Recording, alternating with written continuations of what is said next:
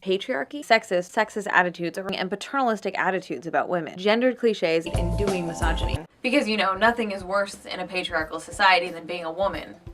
Except maybe being a feminist. A trope becomes a cliche when it's overused. I don't know if you're noticing a theme. Patriarchy. They keep saying, oh, it's a man's world, it's a man's world.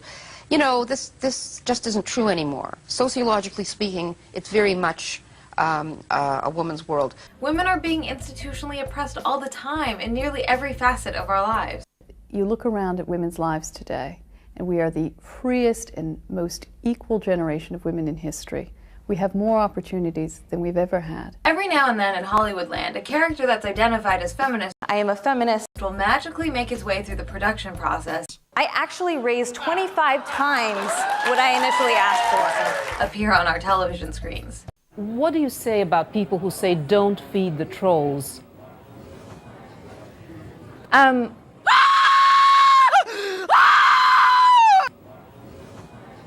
Unfortunately, this is almost never good.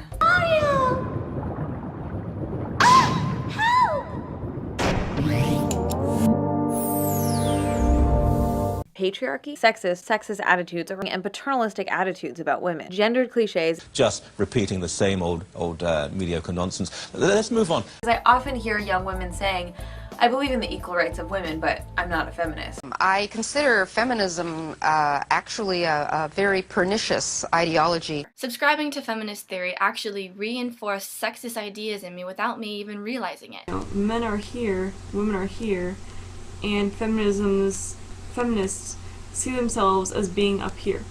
They're not ideological, they're not political even. They say, I don't want this for me, I don't want this for my kids, I don't know how I'm not going to have it, but I know I don't want it. I stand for equality, but I'm not a feminist. The feminist movement in this country promised women once that they could have it all. At the turn of the 20th century, victimized young women became the cliché of choice for the nascent American film industry, as it provided an easy and sensational plot device for the silver screen. A famous early example is the 1913 Keystone Cops short Barney Oldfield's Race for a Life, which features the now iconic scene of a woman being tied to the railroad tracks by an evil, mustache-twirling villain. Around the same time, the motif of a giant monkey carrying away a screaming woman began to gain widespread popularity in media of all kinds. Notably, Tarzan's love interest, Jane, is captured by a brutish primate in Edgar Rice Burroughs' 1912 pulp adventure, Tarzan and the Apes. The imagery was even exploited by the U.S. military in this recruitment poster for World War I. The reality is, this trope is being used in a real-world context where backward sexist attitudes are already rampant. This is an incredibly ambitious project because of the scope and scale of the research and production involved. Putting the cart before the horse, and we may see some examples of people sort of starting with the conclusion and trying to assemble data in a very selective way to try to support that conclusion. To say that I could speak my mind because of feminism simply isn't true. I actually grew up in a pre-feminist society. I went to university in a pre-feminist environment. I competed against men at university. I was never treated as a second-class citizen by my male professors.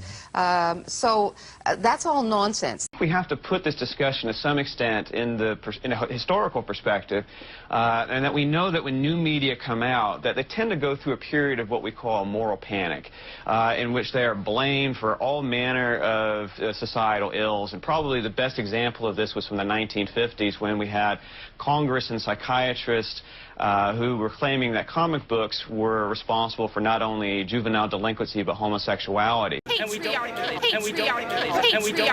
So we have this kind of repetitive pattern. And we can see in the past that some of these incidents look kind of ridiculous, but we have trouble learning from them in the present. Just repeating the same old mediocre nonsense. Let's move on. Instead of just being 5 videos, it's now 13 videos plus a classroom curriculum that educators can use for free. I took a women's studies class one time, and I was really sorry that I did at the end, because, you know, we'd spend like the entire 40-minute period talking about how men opening doors for women is oppression and little inane things like that. And then it kind of was at the peak of its stupidity when we did this project. And one girl went up, she had an issue of Cosmo or something, and she opened it to an ad for like a fragrance. And there were two people, a man and a woman, looking at each other like this. And she's like, you see how he's looking down on her, and she has to look up to him. He's taller than her. I was attacked by a section of male gamers, and I think part of the attack was based on their attempt to preserve the status quo of gaming as a male-dominated space, and all of the privileges and entitlements that come with an unquestioned boys' club. You're now getting into a kind of militancy where it's not about equality for women, it's about women's interests and getting more. It becomes a zero-sum game. If men have any advantages, then they're taking it away from women. Now, this is just the wrong way to look at society. So it sets up an adversarial system where any rights men have, if women do not have at least equal rights, then they're being shafted.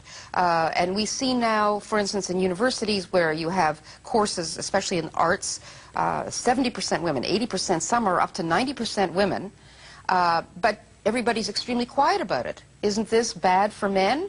Well, they don't care. Now, what I noticed is that you've not only apparently not changed your outfit, your earrings, your hairstyle, but not even one single word of your troll-baiting / professional victim routine. The larger implicit goal here is that they're actually trying to maintain the status quo of video games as a male-dominated space. It was based on their attempt to preserve the status quo of gaming as a male-dominated space, and all of the privileges and entitlements that come with an unquestioned boys' club. And all of the privileges and entitlements that come with an unquestioned boys' club. What I'm saying is that from a media point of view, that just was not going to fly because it interfered with the more important feminist message that men are bad and women are always victims. Feminism, while inspiring a lot of women, like our mothers, also always is and always was a very ideological political movement, with very utopian ideas about how the sexes should be. And that's why it failed us. And it's always been very hostile to criticism, as I've personally discovered. No, it doesn't brook dissent, it doesn't brook criticism. I also note in passing, Anita, that you have disabled comments and ratings on your video, which has become the standard line for people on YouTube who peddle bullshit that cannot stand up to public scrutiny.